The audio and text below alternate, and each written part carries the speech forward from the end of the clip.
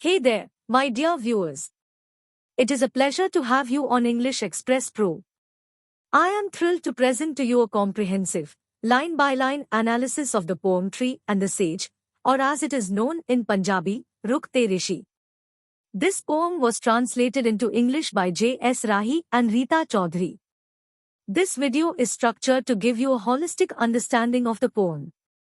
I will kick things off with an introduction to the poet, followed by a quick overview of the poem's themes. Then, the heart of the video, a meticulous line-by-line breakdown in both Hindi and English. We will also delve into the important literary devices employed within the poem. In part 1 of analysis, I will tackle all the stanzas found in Cantos 1, 2, and 3, as per IGNOU MEG 14, and rest of the stanzas from Cantos 4 to 6 will be covered in a separate video, part 2. To make your preparation smoother, I have also marked the questions from previous years in red, next to the related stanzas.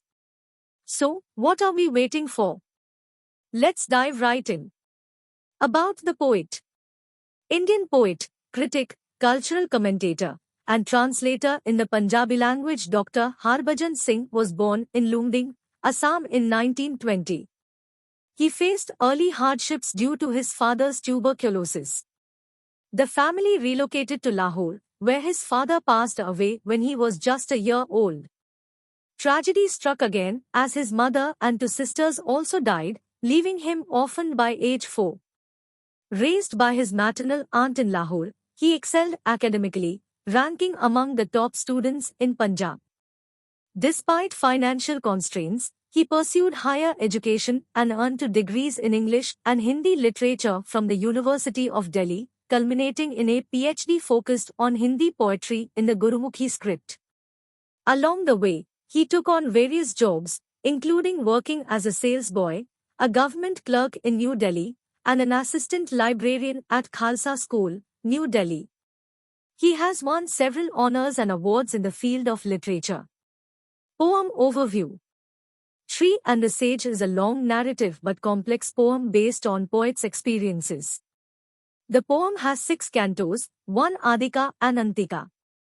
The style of the poem is autobiographical, interior monologue with deep philosophical consciousness. The poet is conscious of his destiny as well as the relation between nature and culture. Tree is the signifier of eternal nature and sage is the signifier of truth. Long life thirst. Pyas Zindabad. Though all the world is for you. हालांकि सारी दुनिया आपके लिए है. Yet the most precious gift of all. फिर भी सभी का सबसे कीमती उपहार. Is the thirst that the Creator showered on you. वह प्यास है जो विधाता ने आप पर बरसाई है. The blood that flows in the veins drop by drop. नसों में जो बूंद बूंद करके खून बहता है. Swims like tears in the eyes. आँखों में आंसू बनकर तैरता है. It knows you though it sees you not. यह आपको जानता है हालांकि यह आपको देखता नहीं है. Explanation. The poet embraces unfulfilled desires as a driving force that keeps one motivated and engaged in life. Thirst metaphorically refers to a strong desire or longing for something, which is considered essential for a meaningful life. The poet acknowledges the abundance of opportunities and resources available in the world, suggesting that it is filled with possibilities, and everything lies within reach. Despite the abundance of worldly opportunities, the most precious gift one can possess is an innate thirst, a desire or passion that the Creator, or life itself, has bestowed upon them. The metaphorical imagery of blood flowing in our veins with tears in the eyes suggests that our life force is intimately connected to our emotions and passions. It flows within us, sustaining us and driving us forward. The inner desire or thirst symbolized by the flowing blood is deeply ingrained in our being, even though it may not have a physical form or consciousness. It is a part of us on a fundamental level, shaping our identity and driving our actions, even if we are not always consciously aware of it. व्याख्या. कवि अधूरी इच्छाओं को एक प्रेरक शक्ति के रूप में स्वीकार करता है, जो व्यक्ति को प्रेरित और जीवन में व्यस्त रखती है. यहाँ प्यास का अर्थ किसी चीज की तीव्र इच्छा या लालसा से है, जो एक सार्थक जीवन के लिए आवश्यक मानी जाती है। कवि दुनिया में उपलब्ध अवसरों और संसाधनों की प्रचुरता को स्वीकार करते हुए सुझाव देता है कि यह संभावनाओं से भरपूर है और सब कुछ पहुंच के भीतर है। कवि इस बात पर जोर देता है कि सांसारिक अवसरों की प्रचुरता के बावजूद सबसे कीमती उपहार जो किसी के पास हो सकता है, वह प्यास अर्थात एक इच्छा या जुनून है जो निर्माता या स्वयं जीवन ने दिया है। नसों में बहते खून की आंखों में आंसुओं के साथ प्रतीकात्मक कल्पना से पता चलता है कि हमारी जीवन शक्ति हमारी भावनाओं और जुनून से गहराई से जुड़ी हुई है। यह हमारे भीतर बहती है, हमें कायम रखती है और हमें आगे बढ़ाती है। बहते रक्त की प्रतीक आंतरिक इच्छा या प्यास हमारे अस्तित्व में गहराई से समाई हुई है, भले ही इसका कोई भौतिक रूप या चेतना न हो। यह बुनियादी स्तर पर हमारा एक हिस्सा है, हमारी पहचान को आकार देता है और हमारे कार्यों को संचालित करता है, भले ही हम हमेशा सचेत रूप से इसके बारे में जागरूक न हो। I am a tree walking about within my house. मैं अपने घर के भीतर घूमता हुआ एक पेड़ हूँ। I sleep and awaken too. मैं सोता भी हूँ और जागता भी हूँ।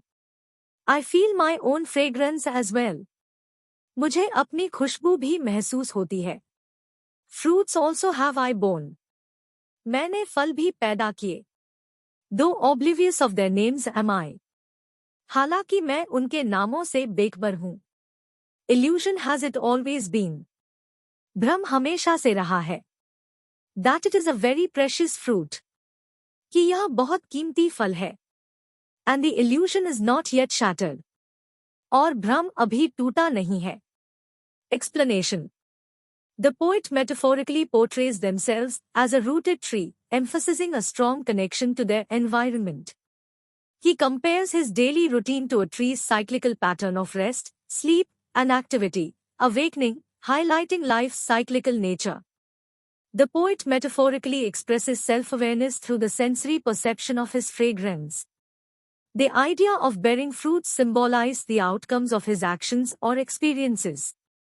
Despite this, he admits not knowing the names or significance of these fruits, indicating detachment from outcomes. The poet characterized his entire existence as illusory, highlighting life's impermanence. The illusion pertains to the belief that the fruits, that is, results or outcomes of his existence, are very precious. The poet continues to perceive his life and its outcomes through the lens of illusion which has not yet shattered. व्याख्या. कवि खुद को एक जड़ वाले पेड़ के रूप में चित्रित करता है, जो अपने पर्यावरण के साथ एक मजबूत संबंध पर जोर देता है।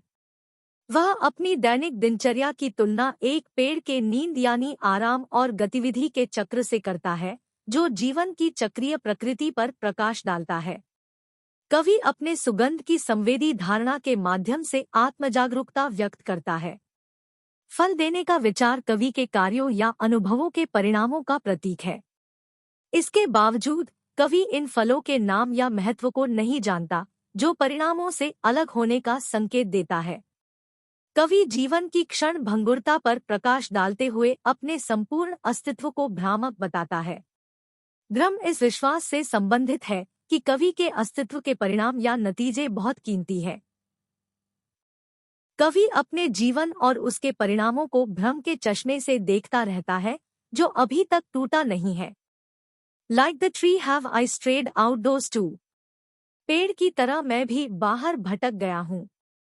Yes, the people have freely sheltered in my shade. हाँ, लोगों ने मेरी छाया में स्वतंत्र रूप से आश्रय लिया है। The immature stoned me at will. अपरिपक्व लोगों ने अपनी इच्छानुसार मुझ पर पथराव किया। The lovers carved their signatures into the back of my frame. प्रेमियों ने मेरे फ्रेम के पीछे अपने हस्ताक्षर बनाए। Others used me as a cover to meet their mundane needs. दूसरों ने अपनी सांसारिक जरूरतों को पूरा करने के लिए मुझे आड़ की तरह इस्तेमाल किया। Explanation. The poet draws a parallel between his existence and that of a tree, suggesting that he has ventured outside his own home or comfort zone, just as a tree stands in the open outdoors. This may symbolize a willingness to engage with the external world and people. As a tree, the poet offers shelter in his shade to others. The poet says that immature, unaware people stoned him means these individuals treated the poet with disregard or even harmed him. The poet symbolized the challenges and hardships faced by the poet during his interactions with others. The poet acknowledges the lasting impact of certain lovers who left their mark, possibly symbolized by carved their signatures. Some exploited him for their own daily needs. This highlights that not all interactions are genuine or mutually beneficial. व्याख्या कवि अपने और पेड़ के अस्तित्व के बीच एक समानता दिखाता है। सुझाव देता है कि वह अपने घर यानी आराम क्षेत्र से बाहर निकल गया है, जैसे एक पेड़ खुले में खड़ा है। यह बाहरी दुनिया और लोगों के साथ जुड़ने की इच्छा का प्रतीक है। एक वृक्ष के रूप में कवि दूसरों को अपनी छाया में आश्रय प्रदान करता है। कवि का कहना है कि अपरिपक्व, अनजान लोगों ने उस पर पथराव किया। इसका मतलब है कि इन लोगों ने कवि के साथ उपेक्षा का व्यवहार किया या उसे नुकसान भी पहुंचाया। कवि दूसरों के साथ बातचीत के दौरान सामना की जाने वाली चुनौतियों और कठिनाइयों का प्रतिबिंबित करता है। कवि कुछ प्रेमियों के स्थायी प्रभाव को स्वीकार करता है, जिन्होंने कवि पर अपनी छाप छोड़ी। कुछ लोगों ने अपने दैनिक जरूरतों के लिए उसका शोषण भी किया। यह दिखाता है कि सभी बातचीत वास्तविक या पारस्परिक रूप से लाभप्रद नहीं है। The seasons have swept past me. मौसम मेरे सामने से गुजर गए। Rains showered to give me bath. मुझे नहलाने के लिए बारिश हुई। Winds played with my locks. हवाएं मेरी जुल्फों से खेलती हैं। Leaves too were torn apart. पत्ते भी टूट गए। At times water oozed in saline drip from my wounded shoots. कभी-कभी मेरे घायल अंकुरों से सलाइन ड्रिप में पानी रिसता है। I regret no season. Because over and over again. मुझे बार-बार कोई सीजन न होने का अफसोस है। Explanation. The poet highlights the passage of time and the poet's experience with the changing seasons. The poet mentions being bathed by rain, having their locks played with by the wind, and losing leaves, all of which symbolize the cycles and changes of life. The wind is personified as playing with the poet's locks, possibly referring to the tree's leaves or branches, creating an intimate bond between the poet and nature. Experience of pain or suffering is represented by the saline drip from wounded shoots. Despite all this, the poet expresses no regret for any season, emphasizing the cyclical nature of life, where seasons come and go repeatedly. It conveys a message of acceptance and embracing the continuous cycle of change and renewal. व्याख्या कवि समय बीतने और बदलते मौसम के साथ कवि के अनुभव पर प्रकाश डालता है। कवि ने बारिश से नहाने, हवा से खेलने और पत्तों के झड़ने का जिक्र किया है, जो सभी जीवन के चक्रों और परिवर्तनों का प्रतीक है। हवा को कवि के बालों के साथ खेलते हुए दर्शाया गया है, जो संभवतः पेड़ की पत्तियों या शाखाओं को संदर्भित करता है, जो कवि और प्रकृति के बीच एक घनिष्ठ संबंध बनाता है। घायल टहनियों से खारा पानी टपकने के कारण होने वाले दर्द का भी उल्लेख किया गया है। इन सबके बावजूद कवि जीवन की चक्रीय प्रकृति पर जोर देते हुए किसी भी मौसम के लिए कोई खेद व्यक्त नहीं करता है, जहां मौसम बार बार आते हैं और जाते हैं। यह परिवर्तन और नवीनीकरण के निरंतर चक्र को स्वीकार करने और अपनाने का संदेश देता है। I live, I researched. मुझे प्यार है, मैं पुनर्जीवित हो गया। Never did I know. मुझे कभी पता ही नहीं चला। When the fall hit me. कब पतझड़ ने मुझ पर प्रहार किया। And when I regained the green. और कब मैंने हरा रंग वापस पा लिया। Anew, afresh. नए सिरे से और नए सिरे से। And now with my spring bloom. और अब मेरे वसंत खिलने के साथ। I wish to go somewhere else. मैं कहीं और जाना चाहता हूँ। It has been too long a stay here.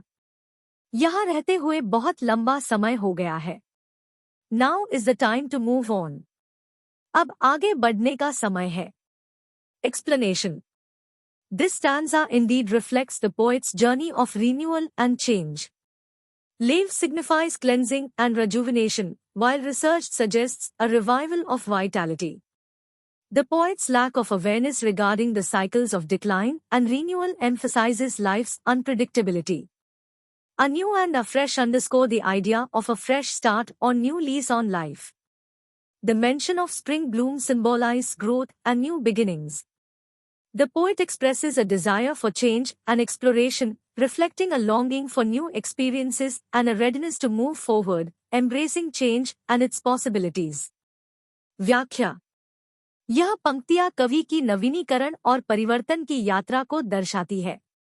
गिरावट और नवीनीकरण के चक्रों के बारे में कवि की जागरूकता की कमी जीवन की अप्रत्याशितता पर जोर देती है।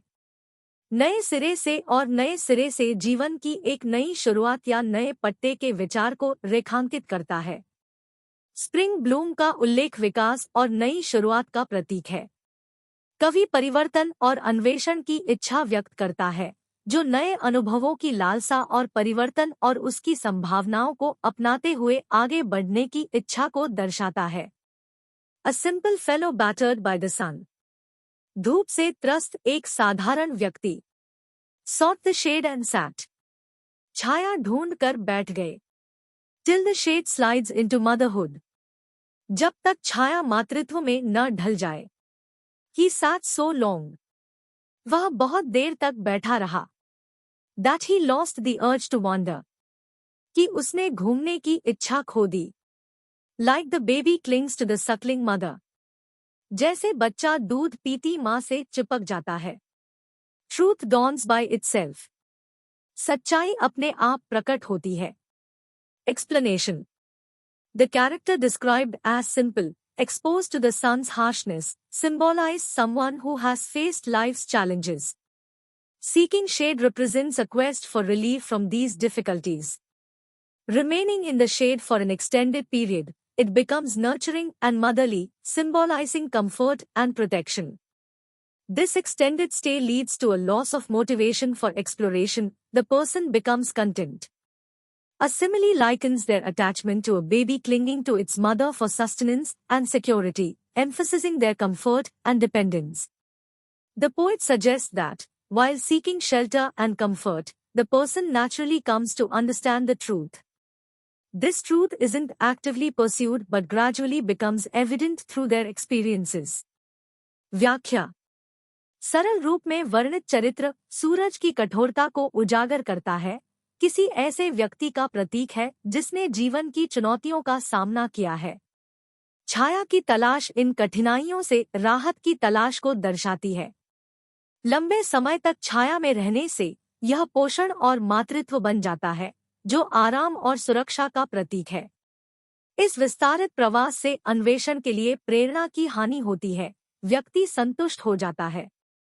उपमा अलंकार के माध्यम से एक बच्चे के प्रति लगाव की तुलना की गई है, जो भरण पोषण और सुरक्षा के लिए अपनी माँ से चिपका रहता है और उनके आराम और निर्भरता पर जोर देता है। कवि का सुझाव है कि आश्रय और आराम की तलाश करते समय व्यक्ति स्वाभाविक रूप से सच्चाई को समझने लगता है। इस सत्य का सक्रिय रूप से अनुसरण नहीं किया जाता है, लेकिन धीरे धीरे यह उनके अनुभवों के माध्यम से स्पष्ट हो जाता है। I am no kalpavriksha. मैं कोई कल्पवृक्ष नहीं हूँ। Though some wishes I did grant. हालांकि मैंने कुछ इच्छाएं पूरी की। Offered shade to the sunshrivelled. सूर्य की चिलचिलाती गर्मी से पीड़ित लोगों को छाया प्रदान किया। The evergreen fruits have I been bearing. सदाबहार फल मैं सहन कर रहा। Whoever had the nerve. जिस किसी में हिम्मत थी। Picked them and went away. उन्हें उठाया और चला गया। Explanation. The Kalpa Vriksha is a legendary tree believed to grant wishes and fulfill desires. However, it's not a magical or wish-fulfilling tree. Despite not being a mythical wish-granting tree, the poet acknowledges that he has granted some wishes in the past. This implies acts of kindness that have benefited others. The poet considers himself as a symbol of providing comfort and relief to those in need. He has offered shade to those suffering from the scorching heat of the sun. Bearing evergreen fruits, it represents the enduring value and positive contributions he has offered to others and suggests a consistent source of nourishment or support. The poem reflects a bittersweet sentiment, suggesting that despite the poet's generosity and offerings, those who received help or benefits had the courage to accept them and then departed. This implies a sense of transience in human relationships or a feeling of being taken for granted. व्याख्या कल्पवृक्ष एक पौराणिक वृक्ष है जिसके बारे में माना जाता है कि यह इच्छाएं पूरी करता है। हालांकि यह कोई जादुई या मनोकामना पूरी करने वाला पेड़ नहीं है। एक पौराणिक इच्छा पूर्ति करने वाला वृक्ष न होने के बावजूद कवि स्वीकार करता है कि उसने अतीत में कुछ इच्छाएं पूरी की है। इसका तात्पर्य दयालुता के कार्यों से है जिससे दूसरों को लाभ हुआ है। कवि खुद को जरूरतमंद लोगों को आराम और राहत प्रदान करने का प्रतीक मानता है। उसने सूरज की चिलचिलाती गर्मी से पीड़ित लोगों को छाया प्रदान की है। सदाबहार फल धारण करते हुए यह उनके द्वारा दूसरों को दिए गए स्थायी मूल्य और सकारात्मक योगदान को दर्शाता है और पोषण या समर्थन के एक सतत स्रोत का सुझाव देता है। कविता एक खट्टी मीठी भावना को दर्शाती है जो बताती है कि कवि की उदारता और पेशकश के बावजूद जिन लोगों को मदद या लाभ मिला उनमें उन्हें स्वीकार करने का साहस था और फिर चले गए। इसका तात्पर्य मानवीय रिश्तों में क्षणभंगुरता की भावना या हल्के में लिए जाने की भावना से है। Who could be a rishi greater than the tree? वृक्ष से बड़ा ऋषि कौन हो सकता है? A stoic meditating in sun and frost. धूप और ठंड में ध्यानमग्न एक स्थिर व्यक्ति। Undaunted and unshaken. निडर और अविचल। In rain or drought. बारिश या ड्राफ्ट में। Fragrance is your sermon. सुगंध ही तुम्हारा उपदेश है। And flowers your प्रसाद. और फूल आपका प्रसाद है। Fruits are your inexhaustible store. फल आपका अक्षय भंडार है। Come back, ओ ऋषिदेव, come back. वापस आओ, हे ऋषिदेव, वापस आओ। You are the Rishidev. आप ऋषिदेव हैं। Explanation. The poet pays tribute to the tree and elevates it as a spiritual figure, comparing it to a sage and urging it to return. The poet begins by expressing admiration and reverence for the tree, suggesting that the tree is as great as or even greater than a rishi, who is traditionally seen as a wise and spiritually enlightened person. The tree is described as a stoic entity engaged in meditation, enduring in various conditions, including both harsh and favorable ones, such as the scorching sun and freezing frost. This emphasizes the tree's endurance and resilience. The tree is of unwavering nature, remaining undaunted and unshaken, regardless of whether it faces rain or drought. This resilience is seen as a virtue akin to that of a sage. The fragrance of the tree's blossoms is likened to a sermon, suggesting that it imparts wisdom or teachings through its mere presence. The flowers are described as prasad, which refers to a sacred offering in Hindu rituals, emphasizing the tree's spiritual significance. The fruits are seen as an endless source of sustenance and nourishment. The poet calls upon the tree, addressing it as Rishidev. This term combines Rishi, sage, and Dev, God, essentially referring to the tree as a divine sage. The poet implores the tree to return, possibly suggesting a desire for the tree's continued presence and the wisdom it imparts. व्याख्या कवि पेड़ को श्रद्धांजलि अर्पित करता है और उसे एक आध्यात्मिक व्यक्ति के रूप में प्रतिष्ठित करता है। उसकी तुलना एक ऋषि से करता है और उसे वापस लौटने का आग्रह करता है। कवि ने पेड़ के प्रति प्रशंसा और श्रद्धा व्यक्त करते हुए शुरुआत की, यह सुझाव देते हुए कि पेड़ एक ऋषि के समान या उससे भी अधिक महान है, जिन्हें पारंपरिक रूप से एक बुद्धिमान और आध्यात्मिक रूप से प्रबुद्ध व्यक्ति के रूप में देखा जाता है। पेड़ को ध्यान में लगे एक स्थिर इकाई के रूप में वर्णित किया गया है, जो विभिन्न परिस्थितियों में सहन करता है, जिसमें कठोर और अनुकूल दोनों स्थितियां शामिल हैं। जैसे चिलचिलाती धूप और जमा देने वाली ठंड, यह पेड़ की सहन शक्ति और लचीलेपन पर जोर देता है। यह पेड़ अटल प्रकृति का है, चाहे बारिश हो या सूखा, यह बिना रुके और अडिग रहता है। इस लचीलेपन को एक ऋषि के समान गुण के रूप में देखा जाता है। पेड़ के फूलों की खुशबू की तुलना एक उपदेश से की जाती है, जिससे पता चलता है कि यह अपनी उपस्थिति मात्र से ज्ञान या शिक्षा प्रदान करता है। फूलों को प्रसाद के रूप में वर्णित किया गया है, जो हिंदू अनुष्ठानों में एक पवित्र प्रसाद को संदर्भित करता है, जो पेड़ के आध्यात्मिक महत्व पर जोर देता है। फलों को जीविका और पोषण के अनंत स्रोत के रूप में देखा जाता है। कवि वृक्ष को ऋषिदेव कहकर पुकारता है। यह शब्द ऋषि और देव, भगवान को जोड़ता है, जो अनिवार्य रूप से पेड़ को एक दिव्य ऋषि के रूप में संदर्भित करता है। कवि पेड़ से वापस लौटने का आग्रह करता है, संभवतः पेड़ की निरंतर उपस्थिति और उसके द्वारा प्रदान किए जाने वाले ज्ञान की इच्छा का सुझाव देता है। The fragrance of those who drifted, खुशबू उनकी जो गुजर गए, हैज बीन रीचिंग मी, मुझ तक पहुंच रही है। Never have I called back the departed, मैंने कभी भी दिवंगत को वापस नहीं बुलाया। हिज फ्रेग्रेंस लिंगर्स स्टिल, उसकी खुशबू अब भी बरकरार है। हिज फेम कंटिन्यूड ट्रिकलिंग, उनकी प्रसिद्धि लगातार छलकती रही। Explanation: The fragrance here is metaphorical and represents the lingering influence or memory of people who have left or passed away. The poet acknowledges that, despite their absence, the presence and influence of these individuals continue to affect them. The poet states that they have not attempted to bring back or resurrect those who have left or passed away. This may indicate an acceptance of the natural course of life and a recognition that some departures are irreversible. Here, the poet specifically mentions the lasting presence of a departed individual, using masculine pronouns his. The fragrance and fame of this person persist, suggesting that their impact on the poet's life and memory remains strong and enduring.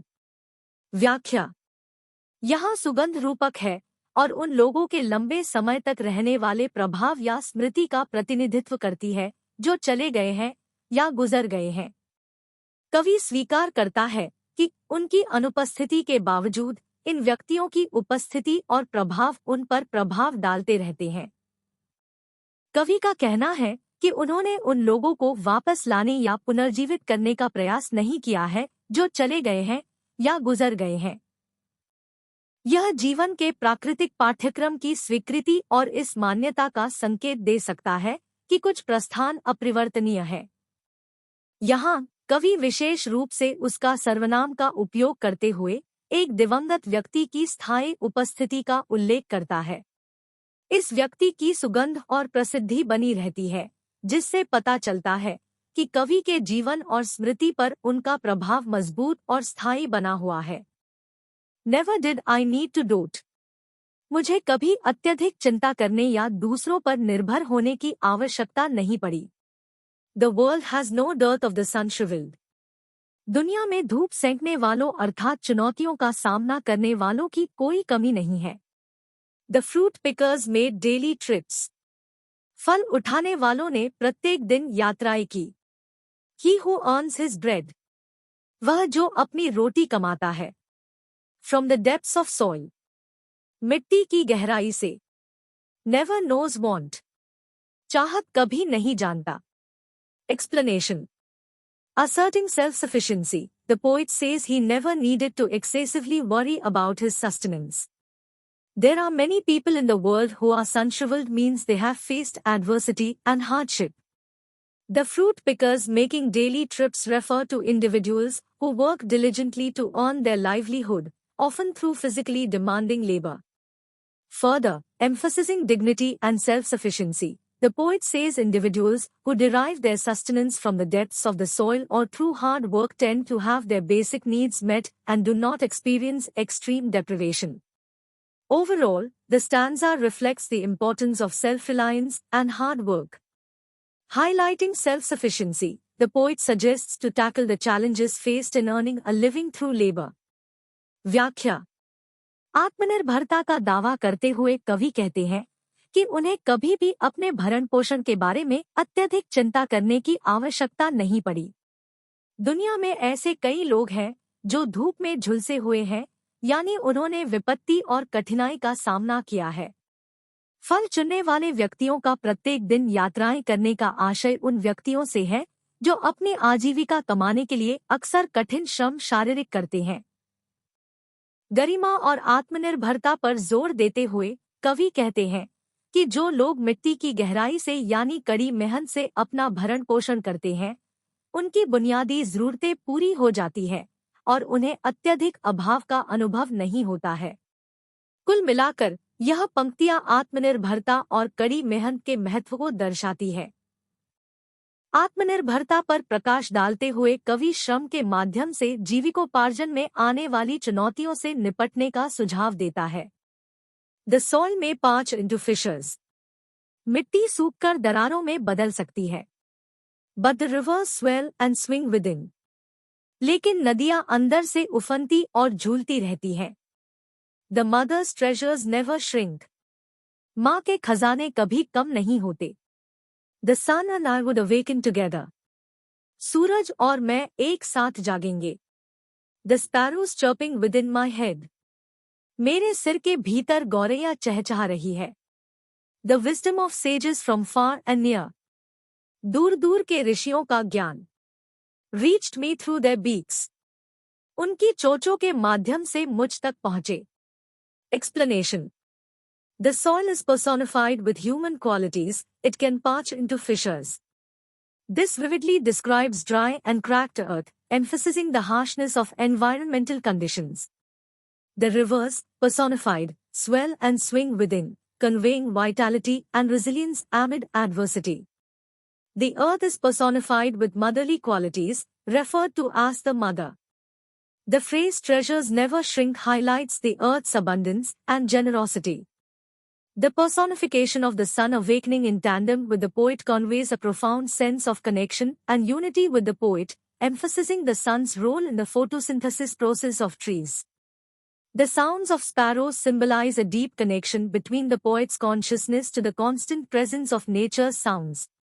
The beaks of the sparrows are personified as vessels for transmitting the wisdom of sages, symbolizing the idea that the natural world serves as a conduit for profound teachings. व्याख्या। मिट्टी की तुलना मानवीय गुणों से की गई है। यह सूखकर दरारों में बदल सकती है। यह पर्यावरणीय परिस्थितियों की कठोरता पर बल देते हुए शुष्क और फटी हुई पृथ्वी का स्पष्ट वर्णन करता है। नदियां मानव रूप में प्रतिकूल परिस्थितियों के बीच जीवन शक्ति और लचीलेपन को व्यक्त करते हुए अंदर उफनती और झूलती रहती है। पृथ्वी मातृ गुणों से युक्त है, जिसे माँ कहा जाता है। माँ का खजाना कभी सिकुड़ता नहीं, पृथ्वी की प्रचुरता और उदारता पर प्रकाश डालता है। कवि के साथ मिलकर सूर्य के जागने का मानवीकरण कवि के साथ जुड़ाव और एकता की गहरी भावना व्यक्त करता है, जो पेड़ों की प्रकाश संश्लेषण प्रक्रिया में सूर्य की भूमिका पर जोर देता है। गौरैया की आवाज कवि की चेतना और प्रकृति की ध्वनियों की निरंतर उपस्थिति के बीच गहरे संबंध का प्रतीक है। गौरैया की चोंचों को ऋषियों के ज्ञान को प्रसारित करने के लिए वाहक के रूप में चित्रित किया गया है, जो इस विचार का प्रतीक है कि प्राकृतिक दुनिया गहन शिक्षाओं के लिए एक माध्यम के रूप में कार्य करती है। The pages of scriptures fluttering in the air. धर्मग्रंथों के पन्ने हवा में लहरा रहे हैं। Would perch on my leaves. मेरे पत्तों पर बैठेंगे। The songs of the sparrows. गौरैया के गाने। Weaving into my tresses. मेरे बालों में बुनाई। Became my way of life. मेरे जीवन जीने का तरीका बन गया। Explanation. The pages of scriptures are personified as if it can flutter in the air and then settle on the tree's leaves. This imagery suggests a sense of holiness and spirituality surrounding the tree. It symbolizes that the tree serves as a place where sacred knowledge finds a home for divine wisdom. The metaphorical and personified language, the songs of the sparrows weaving into my tresses, emphasizes the deep connection between the tree and the natural world, particularly the sounds of the sparrows. Here tresses mean hairs. The tree is an integral part of the environment, where even the birds contribute to its character and identity. The tree's existence and purpose are closely tied up with the significance of the scriptures and the songs of the sparrows to the tree. The tree has embraced these influences and integrated them into its essence, making them an integral part of its identity and purpose. व्याख्या। धर्मग्रंथों के पन्ने ऐसे चित्रित किए गए हैं मानो वे हवा में लहरा सकते हैं और फिर पेड़ की पत्तियों पर बैठ सकते हैं। यह कल्पना पेड़ के आसपास पवित्रता और आध्यात्मिकता की भावना का सुझाव देती है। यह इस बात का प्रतीक है कि पेड़ एक स्थान के रूप में कार्य करता है जहां पवित्र ज्ञान, दिव्य ज्ञान का घर पता है। मेरे बालों में गूंजते गौरैया के गीतों की रूपात्मक और मानवीय भाषा पेड़ और प्राकृतिक दुनिया, विशेषकर गौरैया की आवाज के बीच गहरे संबंध पर जोर देती है। पेड़ पर्यावरण का एक अभिन्न अंग है, जहां पक्षी भी इसके चरित्र और पहचान में योगदान देते हैं। पेड़ का अस्तित्व और उद्देश्य धर्मग्रंथों और पेड़ के प्रति गौरैया के गीतों के महत्व से गहराई से जुड़ा हुआ है। पेड़ ने इन प्रभावों को अपनाया है और उन्हें अपने सार में एकीकृत किया है, जिससे वे अपनी पहचान और उद्देश्य का अभिन्न अंग बन गए हैं। फ्रूट्स मेक मी बो। फल मुझे झुका देते हैं। And then I crave to be sweet. और फिर मुझे मीठा बनने की इच्छा होती है। And linger on a palate. और तालू पर टिके रहो। When a bird's beak. जब एक पक्षी की चोंच पेक्स एट माई फ्रूट। मेरे फल पर चोंच मारता है। I feel a pleasant little itching. मुझे हल्की सी सुखद खुजली महसूस हो रही है। With a joy akin to the mother suckling her child। एक माँ द्वारा अपने बच्चे को दूध पिलाने जैसी खुशी के साथ। The language of fruits and flowers has been mine। फल फूलों की भाषा मेरी रही है। The fragrance filtering through my tender। मेरी कोमलता से खुशबू छन रही है। Shoots are my utterance। अंकुर मेरा उच्चारण है। Explanation। The tree personifies itself as it bends under the weight of its fruits। Its desire to be sweet reflects its aspiration to provide nourishing and delightful fruits। The poet illustrates an interaction between the tree and a bird, where the bird's beak pecking at the fruit symbolizes animals feeding on the tree's offerings. The pleasant little itching represents the tree's emotional response to the bird's actions. Comparing this to a mother suckling her child suggests the care the tree derives from this interaction, reinforcing a harmonious relationship with nature. The poet communicates with the world through the language of fruits and flowers. The fragrance from the tree's tender shoots is described as its utterance, implying the tree conveys messages through its natural sense. In this stanza, the use of personification and sensory imagery vividly portrays the tree's interactions with its environment. The poet alludes to enlightened individuals who exhibit kindness to benefit others. When they share wisdom, they experience satisfaction akin to a mother nourishing her child. These sage-like figures engage with their surroundings through the dissemination of knowledge and experience. व्याख्या। वृक्ष अपने फलों के भार के नीचे झुककर स्वयं को व्यक्त करता है। इसकी मीठा होने की इच्छा पौष्टिक और आनंददायक फल प्रदान करने की इसकी आकांक्षा को दर्शाती है। कवि पेड़ और एक पक्षी के बीच की बातचीत को चित्रित करता है, जहां पक्षी की चोंच फल पर चोंच मारती है, जो पेड़ से प्रसाद खाने वाले जानवरों का प्रतीक है।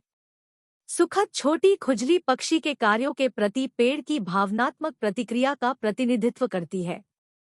इसकी तुलना एक माँ द्वारा अपने बच्चे को दूध पिलाने से करने पर यह पता चलता है कि इस बातचीत से पेड़ को कितनी देखभाल मिलती है, जिससे प्रकृति के साथ सौहार्दपूर्ण संबंध मजबूत होता है। कवि फलों और फूलों की भाषा के माध्यम से दुनिया से संवाद करता है। पेड़ की कोमल टहनियों से निकलने वाली खुशबू को इसके उच्चारण के रूप में वर्णित किया गया है, जिसका अर्थ है कि पेड़ अपनी प्राकृतिक सुगंध के माध्यम से संदेश देता है। इन पंक्तियों में कवि ऋषियों की ओर संकेत करता है, जो दूसरों की भलाई के लिए दयालु होते हैं। जब वे दिव्य ज्ञान साझा करते हैं, तो उन्हें एक माँ का अपने बच्चे को दूध पिलाने वाली संतुष्टि का अनुभव होता है। ये ऋषिमुनि अपने ज्ञान और अनुभव के प्रसार के माध्यम से अपने परिवेश से जुड़ते हैं। The shade spreads quietly in the courtyard. आंगन में चुपचाप छांव फैल जाती है। Some sunscorched fellow walks in for rest. धूप में झुलसा हुआ कोई साथी आराम के लिए अंदर आता है। That is my Joy. यही मेरी खुशी है। पिकिंग जेंटली एट द सन प्रिकल्स। सूरज की चुभन को धीरे से चुनना। From his body. उसके शरीर से। Is my natural task. मेरा स्वाभाविक कार्य है। Explanation. The shade personifies spreads quietly emphasizes the peaceful and calming nature of the shade's presence in the courtyard. The image of a sun-scorched fellow seeking rest in the shade evokes a sense of compassion and empathy. It portrays the tree as a source of comfort and relief for those in need. The tree finds joy in its natural role to provide shelter and relief to the tired traveler. The trees helps the sun-scorched person by picking gently at the sun prickles from their body as its natural task. This metaphorical task represents the tree's function in offering solace and relief to those who seek it. The use of personification and metaphors adds depth to the portrayal of the tree's relationship with people in the courtyard. व्याख्या। छाया चुपचाप फैलने का प्रतीक है। आंगन में छाया की उपस्थिति की शांतिपूर्ण और शांत प्रकृति पर जोर देती है। छाया में आराम तलाश रहे एक धूप से झुलसे साथी की छवि करुणा और सहानुभूति की भावना पैदा करती है। यह पेड़ को जरूरतमंद लोगों के लिए आराम और राहत के स्रोत के रूप में चित्रित करता है। पेड़ थके हुए यात्री को आश्रय और राहत प्रदान करने की अपनी प्राकृतिक भूमिका में आनंद पाता है। पेड़ अपने प्राकृतिक कार्य के रूप में धूप से झुलसे व्यक्ति के शरीर से धूप की चुभन को धीरे से चुनकर मदद करता है। यह रूपक कार्य उन लोगों को सांत्वना और राहत प्रदान करने में पेड़ के कार्य का प्रतिनिधित्व करता है जो इसे चाहते हैं। मानवीकरण और रूपकों का उपयोग आंगन में लोगों के साथ पेड़ के संबंधों के चित्रण में गहराई जोड़ता है। The tree am I in the cycle of lives. जीवन के चक्र में वृक्ष मैं हूँ। Rooted in the earth but free from bondage. जड़े धरती में लेकिन बंधन से मुक्त। It is neither a miracle. यह कोई चमत्कार नहीं है। Nor an achievement divine. न ही कोई दिव्य उपलब्धि। Nor even a calculating benevolence. न ही कोई गणनात्मक परोपकारिता। Explanation. The poet identifies with the tree in the context of the cycle of lives, hinting at reincarnation or continuity. This symbolizes the poet's connection with nature and the idea of life as interconnected and cyclical. While the tree's literal characteristic is being rooted in the earth, the poet also emphasizes its freedom from bondage, inviting a deeper, philosophical interpretation. The tree's rootedness symbolizes grounding and stability, while its freedom suggests spiritual liberation and detachment. The poet downplays the significance of the tree's existence, asserting that it is neither a miracle, a divine achievement, nor a deliberate act of benevolence. This reflects the idea that the tree's existence is simply a part of the natural order, devoid of intention or divine intervention. व्याख्या। कवि जीवन के चक्र के संदर्भ में पुनर्जन्म या निरंतरता की ओर संकेत करते हुए पेड़ की पहचान करता है। यह प्रकृति के साथ कवि के संबंध और जीवन के परस्पर जुड़े और चक्रीय विचार का प्रतीक है। जबकि पेड़ की शाब्दिक विशेषता पृथ्वी में निहित है, कवि एक गहरी दार्शनिक व्याख्या को आमंत्रित करते हुए बंधन से इसकी स्वतंत्रता पर भी जोर देता है। पेड़ की जड़ता ज़मीनीपन और स्थिरता का प्रतीक है, जबकि इसकी स्वतंत्रता आध्यात्मिक मुक्ति और वैराग्य का संकेत देती है। कवि पेड़ के अस्तित्व के महत्व को कम करते हुए कहता है कि यह न तो कोई चमत्कार है, न ही कोई दैवीय उपलब्धि है, न ही जानबूझकर किया गया परोपकार का कार्य है। यह इस विचार को दर्शाता है कि पेड़ का अस्तित्व केवल प्राकृतिक व्यवस्था का एक हिस्सा है, जो इरादे या दैवीय हस्तक्षेप से रहित है। Leaving the shade for visitors. आगंतुकों के लिए छाया छोड़ना। I set out to seek the Rishidev. मैं ऋषिदेव की खोज में निकल पड़ा. Where was his meditation and his abode? उनका ध्यान और निवास स्थान कहाँ था? Vainly did I trudge through the town.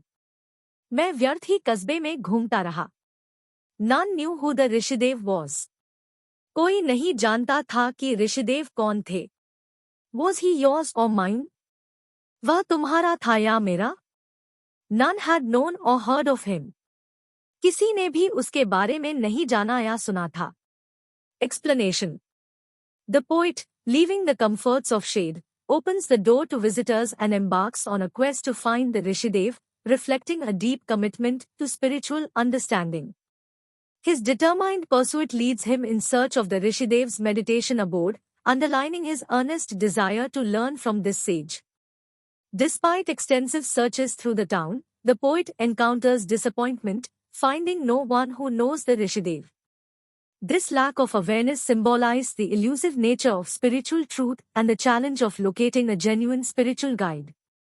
The poet questions the identity of the Rishidev, pondering whether this sage belongs to anyone or holds a universal presence. The prevailing ignorance surrounding the Rishidev further accentuates the enigmatic nature of his quest. व्याख्या. कवि छाया की सुख सुविधाएं छोड़कर आगंतुकों के लिए दरवाजा खोलता है और ऋषिदेव को खोजने की खोज में निकल पड़ता है, जो आध्यात्मिक समझ के प्रति गहरी प्रतिबद्धता को दर्शाता है. उनकी दृढ़ खोज उन्हें ऋषिदेव के ध्यान निवास की खोज में ले जाती है, जो इस ऋषि से सीखने की उनकी तीव्र इच्छा को रेखांकित करती है. पूरे शहर में व्यापक खोज के बावजूद कवि को ऋषिदेव को जानने वाला कोई नहीं मिलने पर निराशा का सामना करना पड़ा. जागरूकता की यह कमी आध्यात्मिक सत्य की मायावी प्रकृति और एक वास्तविक आध्यात्मिक मार्गदर्शक को खोजने की चुनौती का प्रतीक है. कवि ऋषिदेव की पहचान पर सवाल उठाते हुए विचार करता है कि क्या यह ऋषि किसी का है या सार्वभौमिक उपस्थिति रखता है. ऋषिदेव के आसपास व्याप्त अज्ञानता उनकी खोज की रहस्यमय प्रकृति को और बढ़ा देती है. Which ऋषिदेव? कौन Rishidev? Which is his village or his home? उसका गांव या घर कौन सा है? What is his appearance? उसका रूप कैसा है? What are his features? उसकी विशेषताएं क्या है? Are you seeking the one with no address? क्या आप उसे खोज रहे हैं जिसका कोई पता नहीं है? How will you know him if you do find him? यदि तुम्हें वह मिल भी जाए तो तुम उसे कैसे जानोगे?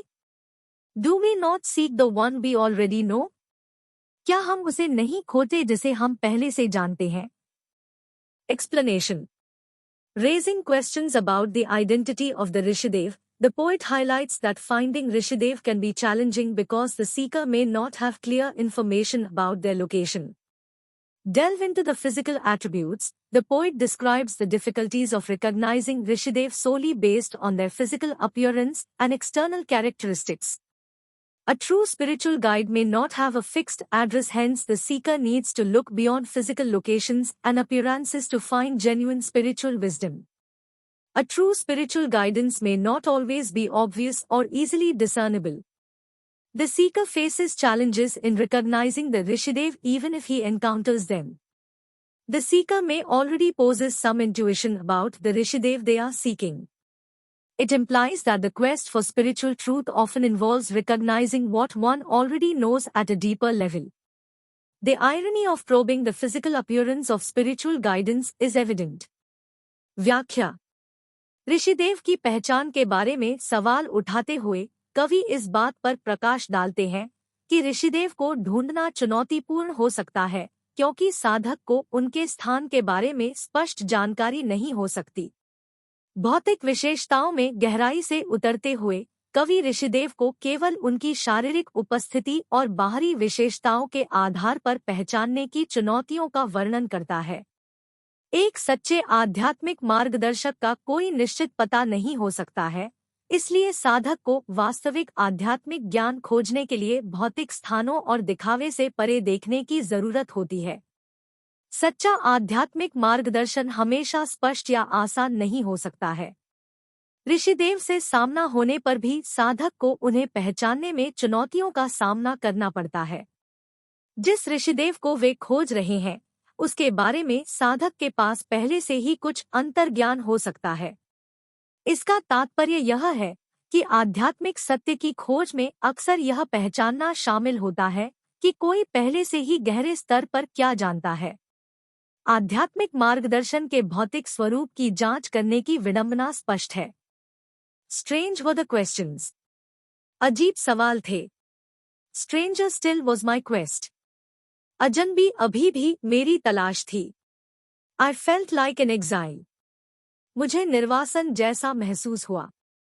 Without foothold in sight. बिना किसी आधार के। Then came the voice. तभी आवाज आई। He did exist in encyclopedias once. वह एक बार विश्वकोश में मौजूद था। Seek him there. उसे वहां खोजे। Who know if he still lives there? क्या पता वह अब भी वहीं रहता हो। Or has shifted elsewhere? या कहीं और चले गए हैं। Explanation. The poet acknowledges the challenging nature of the questions in his quest. This sets the tone for a journey of discovery and exploration.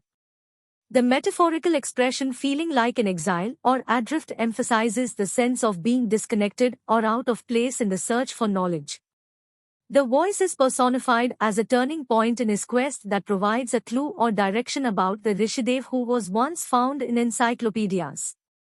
The voice advises the poet to look for information about the sage there, but also raises possibility that the sage may have moved. व्याख्या। कवि अपनी खोज में प्रश्नों की चुनौतीपूर्ण प्रकृति को स्वीकार करता है। यह खोज और अन्वेषण की यात्रा के लिए आधार तैयार करता है। निर्वासन या भटकाव जैसी प्रतीकात्मक अभिव्यक्ति ज्ञान की खोज में अलग होने या जगह से बाहर होने की भावना पर जोर देती है। आवाज को उनकी खोज में एक महत्वपूर्ण मोड़ के रूप में दर्शाया गया है, जो ऋषिदेव के बारे में एक सुराग या दिशा प्रदान करता है जो कभी विश्वकोश में पाए जाते थे। आवाज कवि को वहां ऋषि के बारे में जानकारी खोजने की सलाह देती है, लेकिन यह भी संभावना जताती है कि ऋषि कहीं चले गए होंगे। I combed the city crowds, assemblies and parties. मैंने शहर की भीड़, सभाओं और पार्टियों का निरीक्षण किया। Rubbing through the forest dens. घने जंगल से रगड़ते हुए। Like an uprooted tree. एक उखड़े हुए पेड़ की तरह। My branches and shoots were torn apart. मेरी शाखाएं और अंकुर टूट गए। Leaves wounded one and all. सभी को घायल कर देता है। Tears flooding the eyes to brim. आंखों से आंसू लबालब बह रहे हैं। Distance yawning in fissures every inch. Her inch दरारों में जम्हाई लेती दूरी। Explanation. This stanza explores the theme of self-discovery and the challenges one faces while seeking a deeper understanding of oneself and the world. The poet portrays a profound sense of isolation and emotional turmoil, describes his desperate search for connection in the city crowds and the natural world, illustrating his feelings of being uprooted and disconnected. The imagery evokes a vivid picture of their fruitless quest, with tears symbolizing the emotional pain and the metaphor of an uprooted tree symbolizing the displacement. Leaves are personified as wounded. Overall, the stanza conveys a poignant sense of yearning and disconnection in a world marked by emotional distance. व्याख्या। यह stanza आत्मखोज के विषय, स्वयं और दुनिया की गहरी समझ की तलाश में आने वाली चुनौतियों का पता लगाता है। कवि अलगाव और भावनात्मक उथल-पुथल की गहरी भावना को चित्रित करता है, शहर की भीड़ और प्राकृतिक दुनिया में कनेक्शन के लिए अपनी हताश खोज का वर्णन करता है, उखड़ जाने और अलग होने की अपनी भावनाओं को दर्शाता है। यह कल्पना उनकी निरर्थक खोज की एक ज्वलंत तस्वीर पेश करती है, जिसमें आंसू भावनात्मक दर्द का प्रतीक है और उखड़े हुए पेड़ विस्थापन का प्रतीक है। पत्तियों को घायल होने के रूप में वर्णित कर मानवीकरण किया गया है और कुल मिलाकर छंद भावनात्मक दूरी से चिह्नित दुनिया में लालसा और वियोग की एक मार्मिक भावना व्यक्त करता है। Where are you? ऋषिदेव? आप कहाँ हैं, Rishidev? I have brought God's message. मैं भगवान का संदेश लाया हूँ। अल्लाह इज कीन। अल्लाह उत्सुक है। To reveal himself to some amity. स्वयं को किसी उम्मा समुदाय के सामने प्रकट करने के लिए। Where is the amity? उम्मा कहाँ है? Explanation. The direct address to Rishidev signifies the poet's earnest quest to connect with this spiritual figure. The use of a direct question serves as a rhetorical device to underscore the urgency and importance of the search. The poet claims to possess a divine message from God, implying a sacred and significant purpose in their quest, thus adding a spiritual dimension to the search for Rishidev. Mentioning Allah, a reference to God in Islam, and the use of religious language, along with the concept of God's desire to reveal himself to a specific community, Ummah, is noteworthy. It suggests the presence of a divine mission or revelation to be shared with this particular group. The final question in these lines underscores the poet's central dilemma, having a divine message to convey while searching for the intended recipients, the Ummah or community. This question propels the narrative forward, highlighting the urgency of finding the Ummah to fulfill their mission. व्याख्या। ऋषिदेव को सीधा संबोधन इस आध्यात्मिक शख्सियत से जुड़ने की कवि की गंभीर खोज को दर्शाता है। प्रत्यक्ष प्रश्न का उपयोग खोज की तात्कालिकता और महत्व को रेखांकित करने के लिए एक आलंकारिक उपकरण के रूप में कार्य करता है। कवि का दावा है कि उनके पास ईश्वर का दिव्य संदेश है, जो उनकी खोज में एक पवित्र और महत्वपूर्ण उद्देश्य दर्शाता है। इस प्रकार ऋषिदेव की खोज में एक आध्यात्मिक आयाम जुड़ जाता है। अल्लाह का उल्लेख करना, इस्लाम में ईश्वर का संदर्भ और धार्मिक भाषा का उपयोग, साथ ही एक विशिष्ट समुदाय, उम्मा, के सामने खुद को प्रकट करने की ईश्वर की इच्छा की अवधारणा उल्लेखनीय है। यह इस विशेष समूह के साथ साझा किए जाने वाले एक दिव्य मिशन या रहस्योद्घाटन की उपस्थिति का सुझाव देता है। इन पंक्तियों में अंतिम प्रश्न कवि की केंद्रीय दुविधा को रेखांकित करता है, इच्छित प्राप्तकर्ताओं, उम्मा या समुदाय की खोज करते समय बताने के लिए एक दिव्य संदेश होना। यह प्रश्न कथा को आगे बढ़ाता है, अपने मिशन को पूरा करने के लिए उम्मा को खोजने की तात्कालिकता पर प्रकाश डालता है। Thanks for watching the video. Please don't forget to like, share and subscribe. Jai Hind. For remaining stanzas please watch part 2.